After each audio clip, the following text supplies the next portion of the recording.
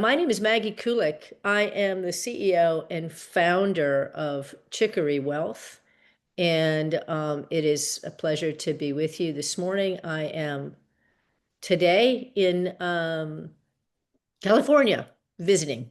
I am doing this webinar from the West Coast today.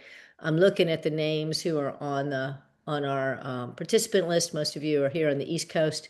For those of you who may be watching this recorded, you could be, you could be all over the country. So we're glad to have you here. We're glad you joined us this morning. We're going to be featuring this morning a couple of folks talking about Canopy Atlanta, who are one of our 1% for social justice recipients this year. And just to remind you, folks, about this, Chicory started doing a 1% of revenue contribution, choosing three nonprofit organizations to feature in a given year. And thematically, this year has been around media and journalism and alternatives in journalism. And so Canopy Atlanta is with us today to talk about what they're doing, and we're very excited about it. Canopy Atlanta is our local group. We have two national groups this year too, Just Vision and Chicken and Egg Productions. You'll be hearing from Chicken and Egg later in this fall. And we'll also be featuring all three of these folks at our upcoming local event in Atlanta on October 25th. And we'll have representatives there from each of these organizations. And not to put too fine a point on it, we are hoping that you also contribute to these three organizations. So we're hoping to get some additional contributions headed their way. So I want to introduce this morning our two folks from Canopy, Kamille Whittaker and Floyd Hall. Just a quick background on Kamille. She is a co-founder of Canopy Atlanta and an assistant professor of journalism and digital media at Clark Atlanta University. She most recently served as the managing editor of Atlanta Magazine. And her tenure in community journalism is rooted in the Black press, including the Black Voice News newspaper in her hometown of Riverside, California. Let's hear it for California. To Liberator Magazine, Atlanta Tribune, and Atlanta Daily World. Floyd Hall is a Canopy Atlanta co-founder, media strategist, cultural producer, writer, and documentarian from Atlanta. He has worked across the media spectrum and has produced hundreds of podcast episodes covering art and culture, including projects for WABE, the High Museum, Flux Projects, the Spelman College Museum of Fine Art, and Wonder Root. So it's my pleasure to have you here today, and I thank you both for taking the time to join us. And I'm going to hand it off to you because I'm understanding you guys are going to share perhaps a video and then some background on what you're doing and educate us on all the ways we can support you. Take it away. Good morning. Well, okay, go ahead. No, go ahead, Floyd. Go ahead. No, you always know who's going to jump in first. Good afternoon, good morning, depending on where you are in your time zones. I'm Floyd Hall. Kamille, I was just going to say, I think we should probably start with the Community Foundation video. I think that provides a really great setup to, I think, who we're serving and how we're serving them. So I can share my screen, or do you have it pulled up already? I have it pulled up. Cool, so great. Let me go ahead and do that. Can everyone see? Mm-hmm. Okay, here we go. This is a video that was produced in partnership with the Community Foundation of Greater Atlanta. Excellent. Growing up, I perceived news as someone who showed up when something went wrong. It was almost like, at least we're seen. At least somebody sees us. And that's kind of tragic. I'm with a community journalism organization that is looking to tell the stories of people in the West End, Westview area. In the same way that the Black press served as being the voice for the voiceless, Canopy Atlanta is building on that iteration to amplify voices that already exist and are already telling stories. What we hope that Canopy Atlanta accomplishes is that it gives power back to the communities. It's very different from what I am accustomed to as someone who worked in breaking news, crime. How much time do you spend in the West End area? What Canopy basically says is that the community member is the expert. What stories would you like to see more often? Yes, we know the neighborhood is changing and we see that highlighted, but we don't see like the highlights of the people who still are here. Canopy, the title basically symbolizes that the coverage. We have a rubric that very officially uses demographics, income levels, child well-being scores, civic participation, but we also look at communities through the lens of cultural assets and which communities' stories haven't been told the way Canopy tells them. East Atlanta could mean, for some folks, all the way to Lithonia. We had whiteboards, we had sticky notes. It was literally 15 to 25 people at various times saying, if we could make journalism better, if we could dream what journalism could be, this is what it would look like. A lot of really passionate journalists have set about trying to tell the stories of Atlanta with the communities of the city. In every newsroom, it is editors and it is reporters deciding this is the story that needs to be told. This is what's important today. We are tapping into the skill sets of the community. Our community editorial boards are functioning as the assigning editor, and they tell us, based on our listening and our surveys, they tell us, okay, this is something that matters and this is why. I am Gina Billingsley, and I'm home for a part. We're not only a newsroom, but we're a training program. I just wrote about having so much more to say about the richness and the complexity of the development we would like to see in this neighborhood. And we teach just the basic tenets, interviewing, fact checking, story structure, narrative. It is also very, very thorough. Every story is read by 2 editors. Every single story is fact checked with a professional fact checker. It's what we call slow journalism, but it's much needed. And community engagement is at the heart of it. Which of these things is causing you the most stress right now? We focus a lot on enterprise reporting. So housing, childcare, and schools. There's not a lot of quick hits that you'll see on our website, if any, because we've taken the time to get community voices from several folks. And then our last is transportation. By getting community members involved in storytelling, by showing them what civic participation can mean and the difference it can mean, changes communities. Human interest and neighbors know no boundaries. And when we tell those stories, we find out what we have in common.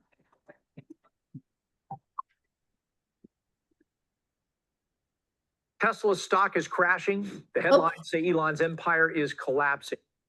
We don't want that. Empire collapsing, market crashing. That's Yeah, that's Hey. a little bit Segue, about our right? story. I think I have something going on in the background there. I'll address it. No worries. About No worries. Tesla stock.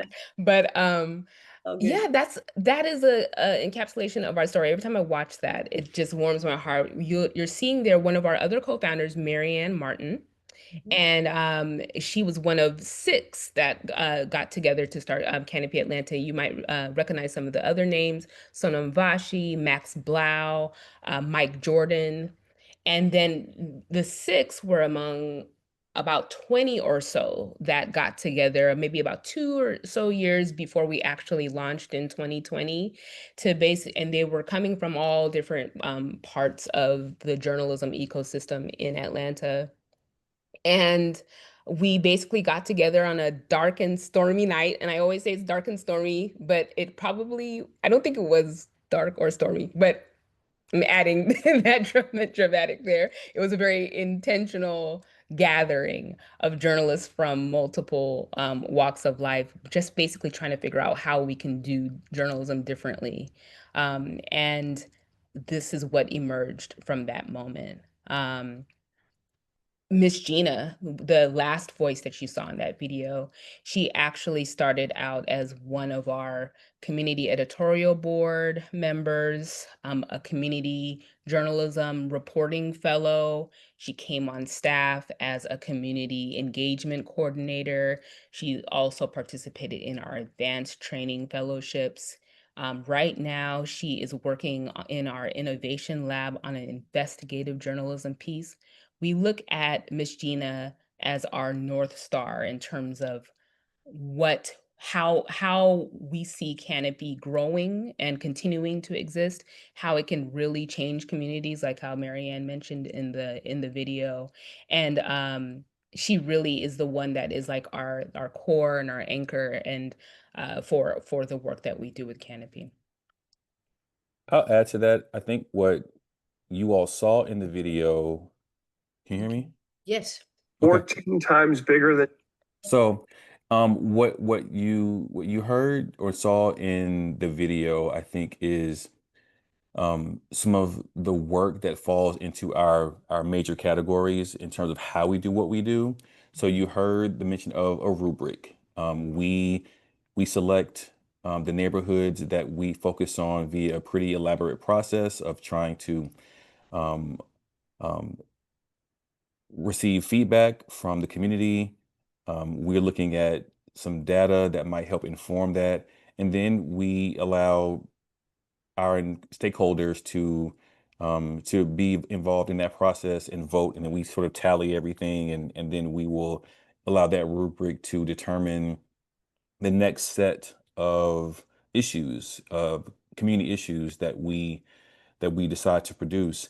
And when I say community issues, I mean our format is that typically we will produce a single issue that has stories. Every story in that issue is about one community.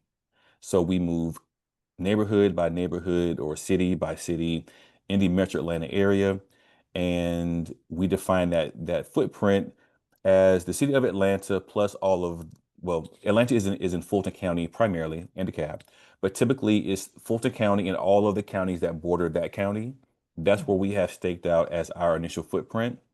And so all of our stories have come from cities and individual neighborhoods in that footprint. So we usually have our rubric that tells us, where we're going next based off of all of the things that you heard, coverage, assets, civic engagement, child well-being scores, a lot of other things also flow into that. But then we listen. You may have seen one of our reporters at the coffee shop taking notes, Stephanie, I believe that was taking notes and listening. We have a pretty slow and intentional listening process where we are allowing the community to become the editors of that issue, essentially, and they're the ones that are deciding what stories are the most important and of priority. In your typical newsroom, you have an assigning editor who comes in beginning of every week or however their cadence might work, and they are deciding what they're going to cover that day and who's going to go cover it. We are reversing that process. We are flowing from the community up, and then throughout that process, we're also training folks. So this is where I am so proud of the work that Kamille has done. Kamille has been so invested in our education in terms of our fellowship and some of our other trainings, where we actually train folks to become journalists. These are oftentimes folks who have transferable skills or adjacent skills that may already be valuable, but maybe they don't even know it. And so we are inviting them to be part of this process. And we have a pretty robust training process where Kamille is usually involving professional journalists from across the board to help pour into these individuals. And from there, the community members, the fellows, they set out to tell these stories. And the result typically is, as you heard, slow journalism, but I would say it's very full, rich journalism that is centering the voices that are making those communities what they are with trust and love and rigor and I think a deep sense of pride and investment. Kamille? Yeah, so far we've been in 9 communities, or we're going into our 9th community, and by the end of the year we'll be in our 10th community. So we launched in 2020, so we're celebrating our 5th year birthday this year. And we have trained in those 5 years, we've trained close to 50. I think we're at about 48 right now. There were a couple that ended up doing our training. They didn't, we call them forever fellows. They are with us and they don't want to they don't want to leave. And so we don't want them to leave either. So they have come around based on their connections to different communities. They continue to report, continue to learn. So we've trained about 48 fellows. Each cohort or each community has its own set of what end up being community journalists. And the reason that we do it this way is because we, fundamentally think that if given the tools and if their life experiences are honored and if there's a knack for storytelling already there, anyone can do journalism. And the training that they're getting, especially the core training elements, like I mentioned in the video, the fact checking, the story structure, the interviewing, these are things that I'm drawing directly from the classroom. I teach at Atlanta University. I teach, introductory reporting and writing, all the way to advanced reporting and writing, and the same instruction, the same lectures that I'm using there, I'm using with our community residents. And what you're finding is that when you have that dynamic of, okay, the community members are the ones that have been embedded in these communities, that know the nuances and the rhythms of these communities. And when you take that and you combine it with the rigorous fact checking and verification that is needed for journalism, you end up getting magic. The stories that we're able to produce, the voices, the angles, the framing is quite unlike what you would see in other publications. And so in addition to the around close to 50 or so fellows that we've trained to become journalists in their particular communities, we've also seen that in the training we can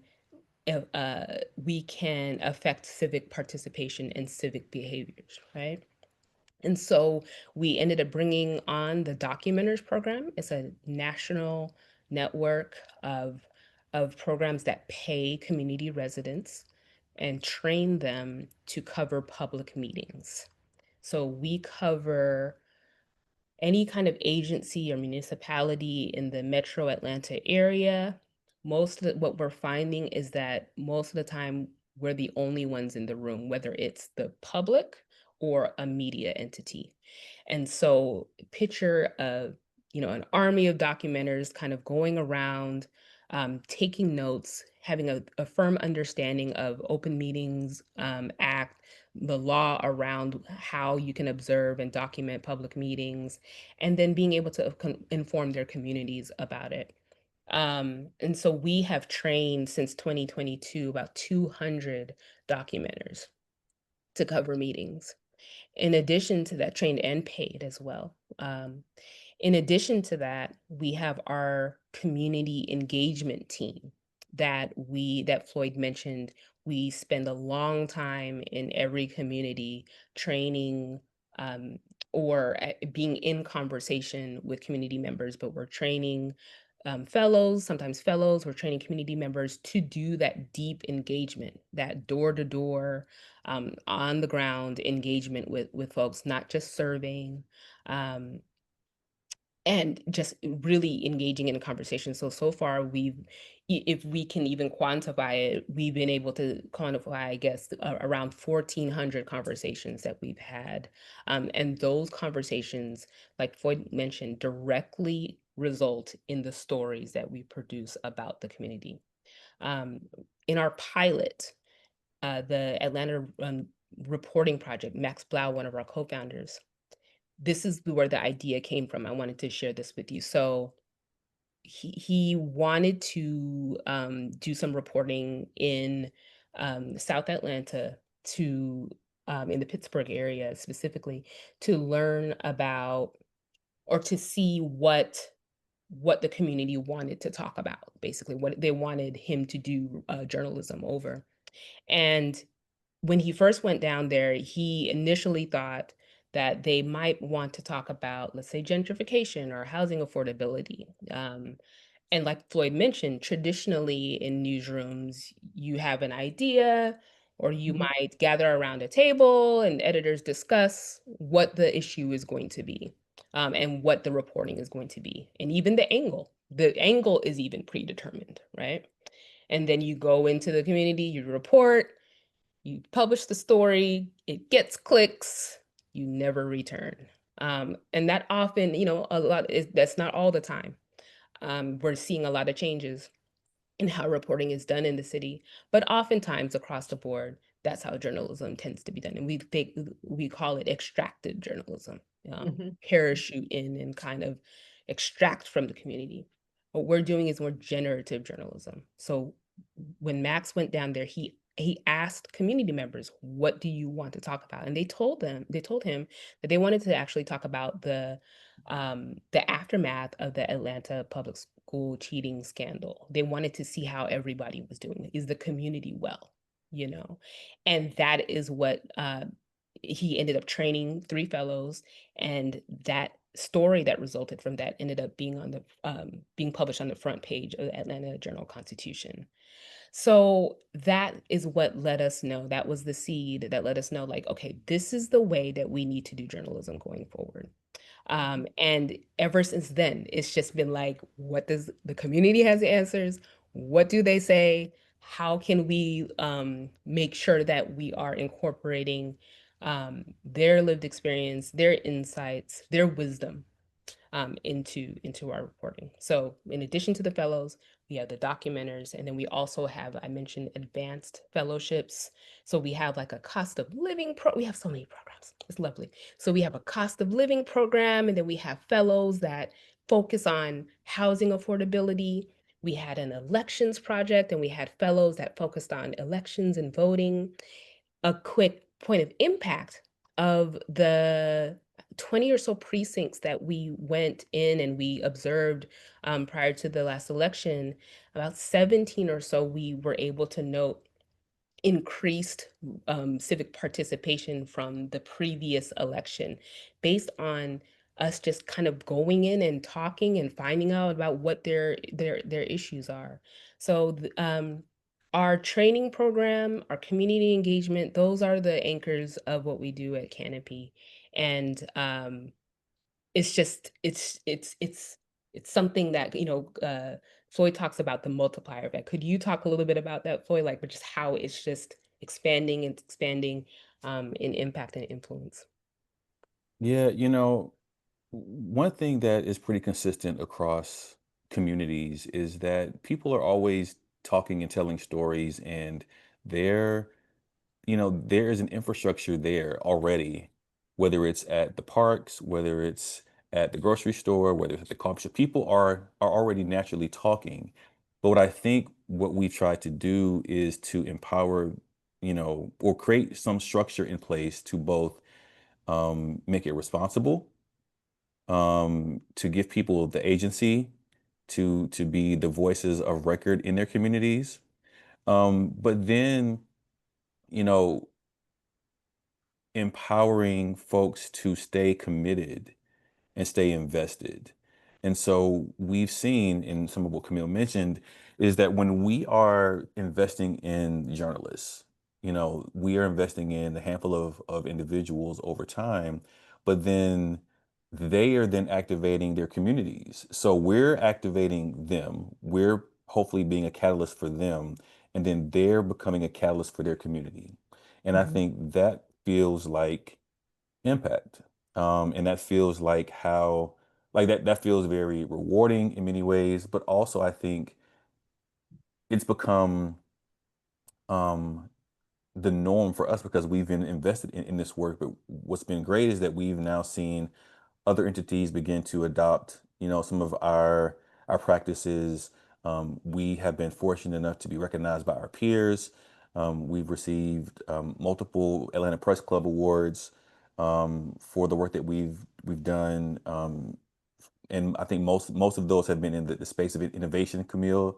And so I think what we've tried to do is continue to lean in to agency and fostering community voices, and then also making it fun. Like I don't, I don't think we always think about journalism as fun, but I do think about journalism as a public good in the same way that we have access to pools, access to public transit, access to libraries. What we've tried to do is create some access to journalism in a way that feels like individuals can have a role in that, but then even how we do that in every community is usually pretty fun. We have really community-centered rollout moments and issue launches and parties, anniversary parties that are really about, it feels like more like a reunion than anything else, where everyone gets to come together and learn from each other, talk with each other, and be in a broader community. So if you were a fellow for Tri-Cities, or and you didn't meet the fellows from Norcross while that issue was being produced, everyone gets a chance to come together and both learn, share with each other, but also create those bonds that get to exist outside of Canopy Atlanta as they continue on in other journalism places. So I think again we have been focusing on an opportunity where journalism can be generative for individuals and community. This is just, I just have to interject here. This is mind-blowingly beautiful. I mean, sincerely, I'm just like, first of all, in the moment we're in, not to get too dark, I have a tendency to do that. I'm going to try not to do that today, but I'm just struck by the juxtaposition of what you're doing. A couple of things. First, it seems to me like there's nothing so empowering as being listened to really deeply. And so you're just doing this at this larger community level and really honoring what's already present there, which is so powerful and so life-changing for people, I'm sure. And that it would be so empowering for those communities makes total sense. I mean, I'm preaching to the choir here, I know, but I'm really struck by not only the way you're training people to listen and then report, and the care you're taking and the time you're taking and the depth that that's just an amazing thing in an era of like the short line meme culture, one hitter, individual voice with no fact checking, dare I say, lying culture we live in. This is just like this is unbelievably beautifully radical. And I'm just like, I thought you guys were cool, but I really quite literally had no idea. So I'm very deeply moved by this, and I'm so glad that you're here. I'm wondering, I mean, clearly you're having an impact, and clearly, this ground up piece is, I mean, for me, my own personal theory of change around, and some of my clients have heard me preach this, charitable giving is, give the money to the people closest to the pain and listen carefully to what they're doing and follow their lead. Don't impose your agenda, which is precisely what I'm hearing you're doing in journalism. You're not imposing the agenda. I guess I have a few questions like, how big could this get? Because we certainly need a whole rethink on journalism and the importance in this country. I mean, one of the reasons we're in the position we're in is nobody's been listening for a long time, or that it's been so politicized, or so it's not a community-based or, grassroots-based thing. But I'm wondering how your work intersects with the people who are seeking to represent those communities in the legislature, for example, in the state level, et cetera. Are you finding that people who are in positions of power to potentially influence things, are they hearing? Are they getting what they need to make change for those communities? I mean, that's a really big question, and you may or may not be able to answer that fully, but I'm just curious what that intersection looks like from your perspective. I'll start, Camille, and then you can hop in. So first of all, I would say that Camille, maybe the Forest Park issue pops What I had in mind. for me, and then I think maybe even the Officer Gray story as well, and then Remember maybe South to Cab. yeah. So what I would say really quickly, and I'll toss it to Camille, is that I think that our community members are sharp and astute, and as much as they are thinking about quality of life issues, they're also very much invested in how their policymakers are hearing them as well. And I think we have tried to make sure that we are a bridge to that because I use the word agency a lot. You know, these are the folks who live in these communities, and every community is different. But we have tried to foster as much agency as we can between the constituents and the policymakers in, some really direct and very creative ways. Camille?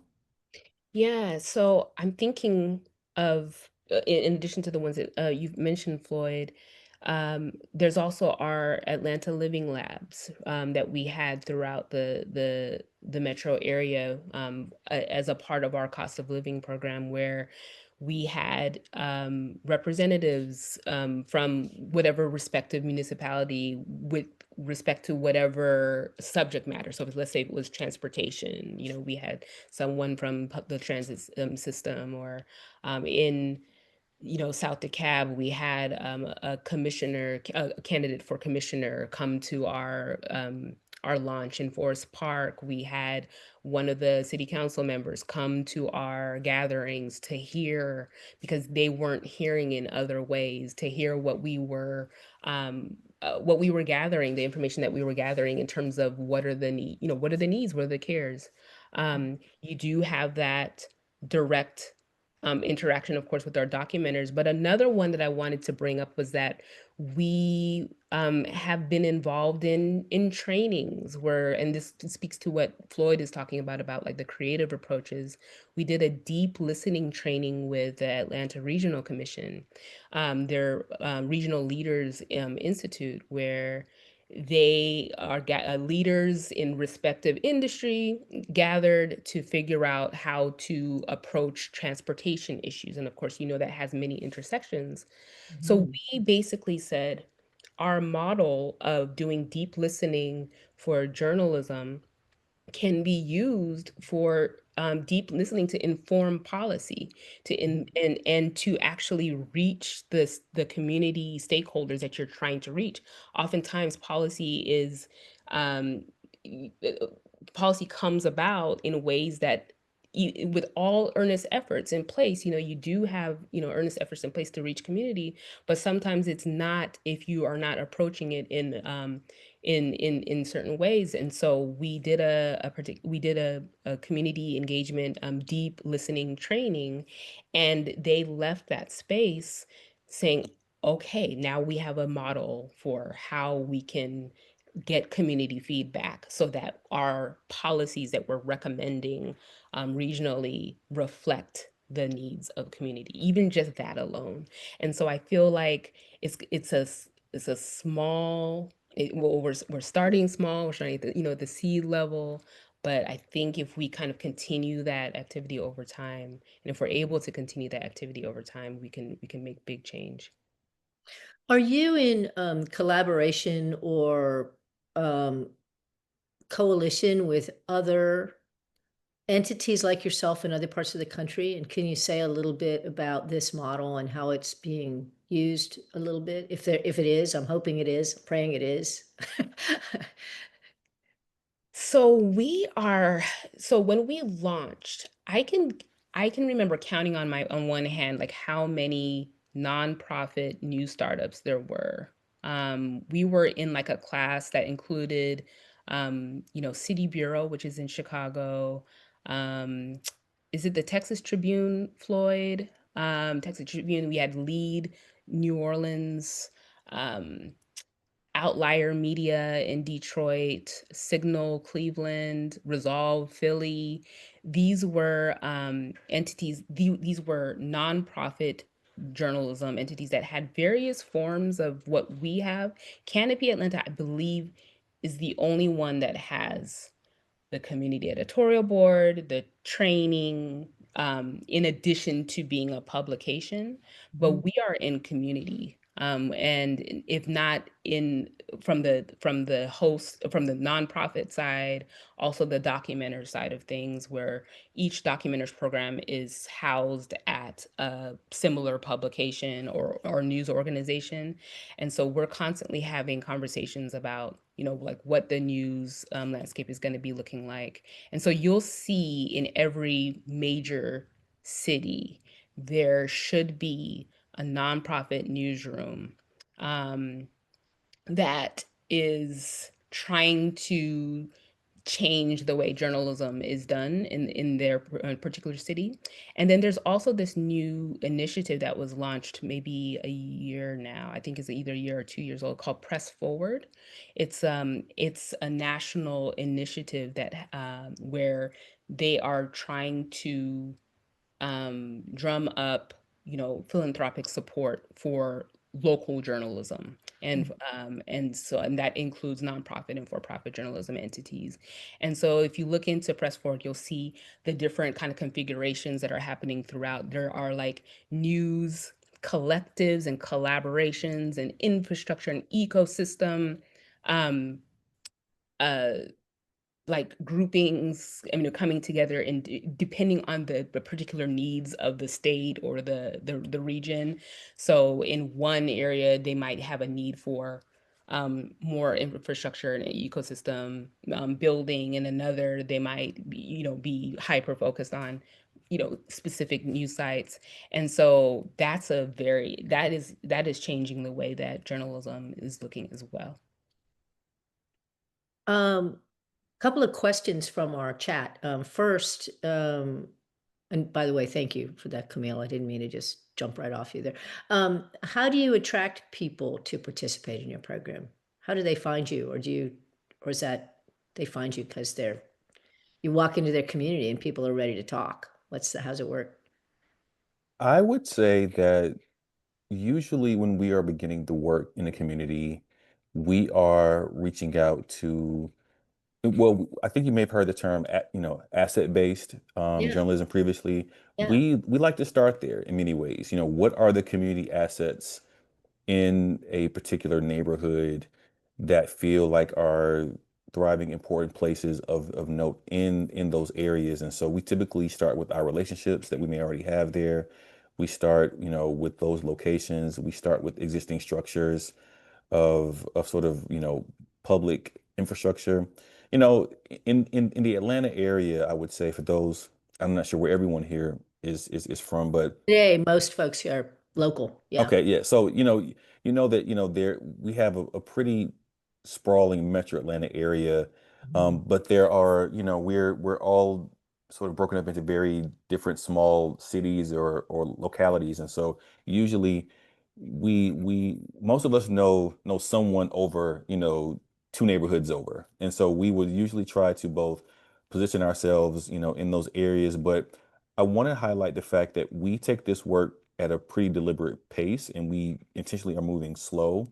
We're not trying to do breaking news journalism. We're trying to do community focused journalism. And so as we get to know, whether it be the schools or the parks or the coffee shops or the places where folks go, usually once we're there in a neighborhood and we're beginning to get to know that place, other folks will recommend other places where we should probably go.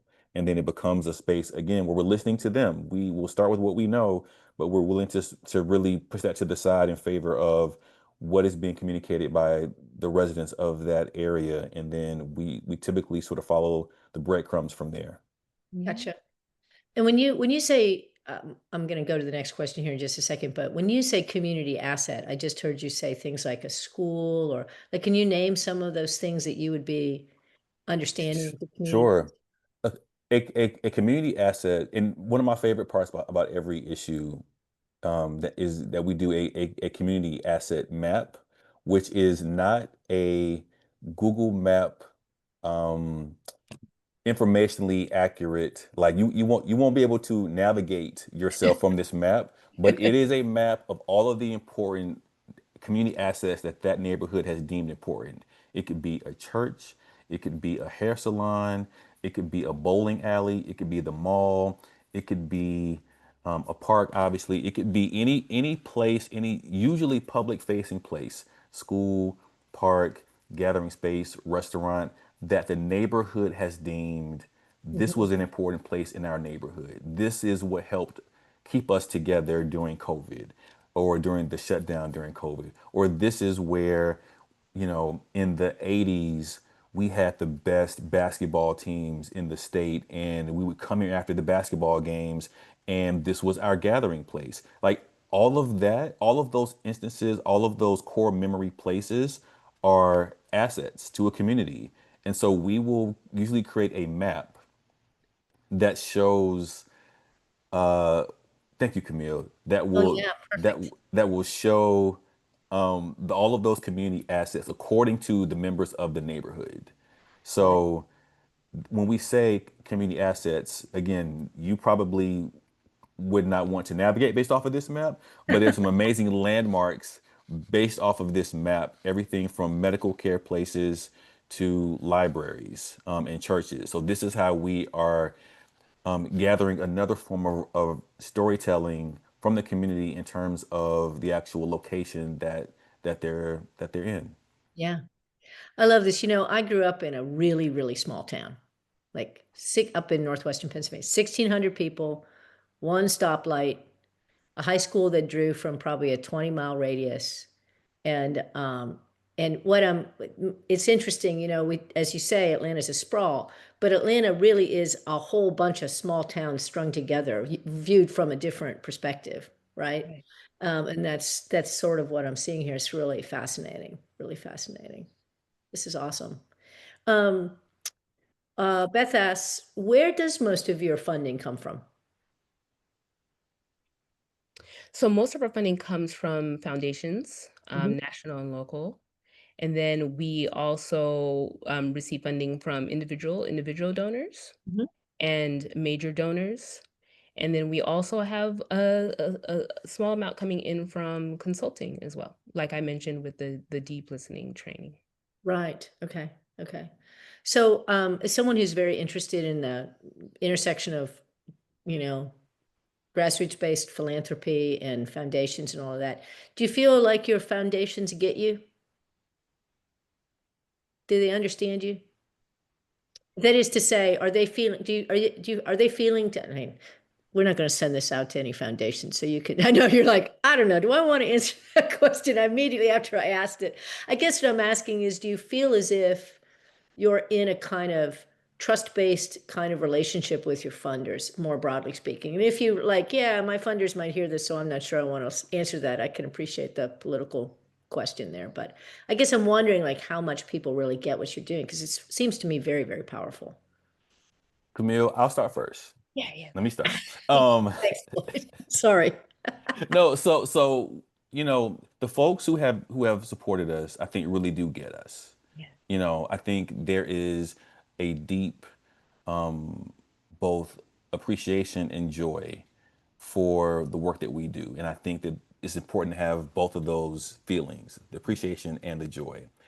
I think that for maybe some folks who we might be a good fit for on paper, but maybe they have not supported us yet. Yet I use that word. I think that at times there are, I think, much larger prevailing conversations around media and journalism, and I think these are large, longstanding institutions in our company, in our country, excuse me, and we haven't often paid attention to the ground up version of how that could exist and be a model for what happens up at the top. And Exactly. so I think that's where we are continuing to try to lean into our message in terms of what we do. I think that's where once people learn deeply about what we do, sometimes you have that aha moment. But a lot of times, I think that it's just sort of breaking down those understandings around what media and storytelling is, or maybe even could be. Because I think we try to, again, we are trying to focus on journalism at the right pace. Mhm. And I think when you're focused on journalism at the right pace, you're able to do it more, intently with, richer, fuller outcomes. Kamille?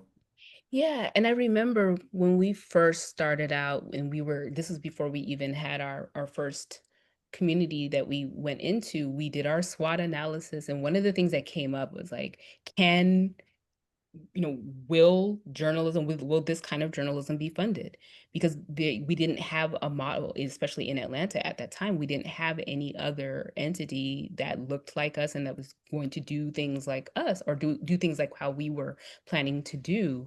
And so we very much were at the forefront of, figuring out, like, is this something that can be supported?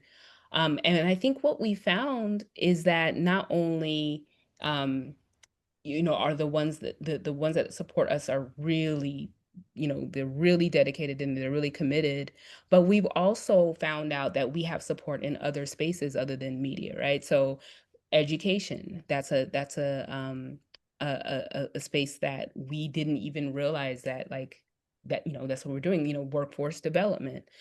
We didn't realize that we could get, support from those entities. So we are starting to see that, because of how we are grounding ourselves, it's the support is coming from whatever is the makeup of the community as well, right? Including organizations and small businesses. And so it's encouraged us to look at how, well, we say community, building community through journalism, but it's encouraged us to look at how community is actually built and then what needs to go into supporting that. And that's what we're leaning towards as well.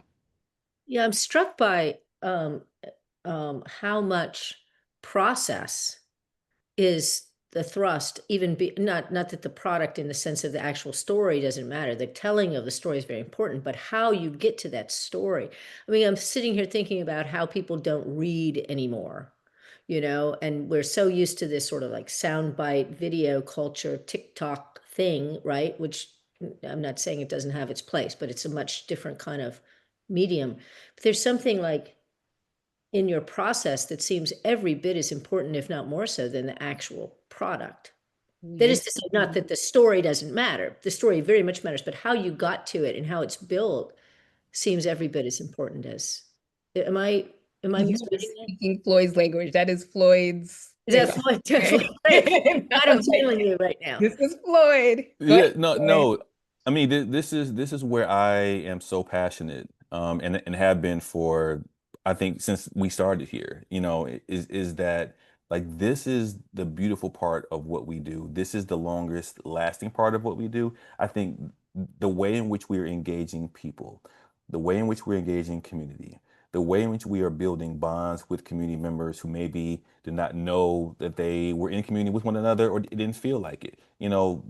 The process of the listening, the gathering, the community editorial board, has facilitated a certain type of energy that, as Kamille mentioned earlier, we're seeing increased civic engagement in other ways. When you feel like your community is actually your community, Yes. it can change how you move, how you relate to individuals, yourself, how you see your space, your place, all of that. And so I think that, it's um, hard to put a predictor on that on the front end to say, well, this is what it's going to feel like, in 9 months, right? It's hard to actually say that, but we've done this enough times to know that the process itself, the residue, like, the lingering connectivity, the virtuous cycle of what this looks like this is the work. This is what feels like the change part of what we do, and we get some great stories along the way. Right. And Yeah. we're able to really, because we're so process oriented, we're able to trust the iterations, trust the feedback. So one of the things that came out of that is, we knew that we wanted to stay in community. We didn't want to just come and leave. Yeah. come train and then lead. We wanted to figure out a way that our process could sustain itself.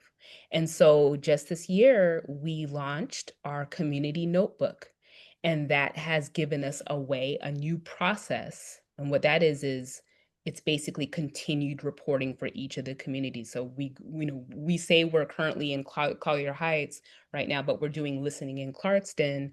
But all while this is happening, we have our fellows who are continuing to work with us. And when I say fellows, I mean our community journalist reporters who are continuing to work with us and continuing to file dispatches, continuing to do journalism for their respective neighborhoods and communities. And so that community informed process allows us to iterate and bring in the feedback and do and to continue to grow and improve and improvise too. And so the process is where the joy is, and that's where the fun is. And we're seeing it every day in real time. The changes. So, we're almost at time, but I have two questions for you that I'd like to ask. One is, what is your own, as leaders, what is your vision of your future? And and the second part of that question is, how can the Chicory community support you in that? So I'll start, Floyd. We always say what Canopy looks like expanded or in the next 5 years or so is that we want to, like you mentioned, Atlanta has so many different neighborhoods and communities and cities and municipalities, the metro area, and we have a lot of work to do. So we want every area to have a set of community journalists that are able to do the work of community journalism in that space. So that if, let's say, and we're very collaborative too, we're collaborative with the Atlanta Journalism Constitution and Atlanta Magazine and all of the other legacy media here, so that if they have a story that they need some sourcing on, or they need a community insight on,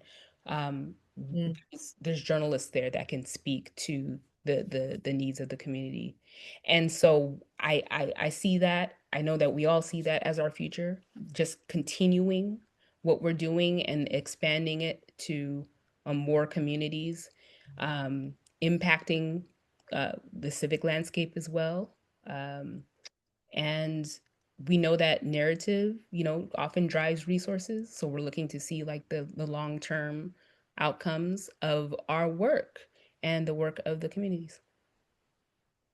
I'll simply add that we used the term public good earlier. You go to your library, you go to your public pool when it's hot.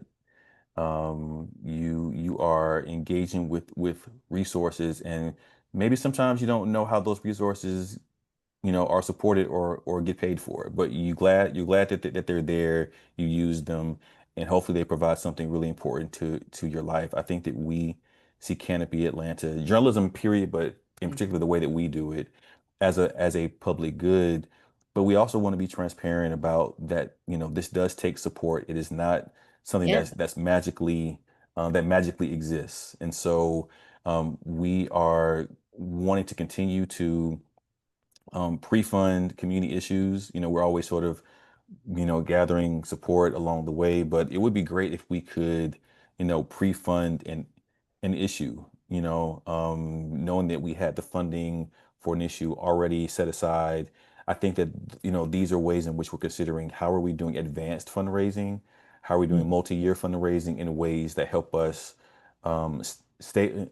stabilize, scale with stability, essentially, is what I'm Yeah. trying to say. Yeah. Yeah.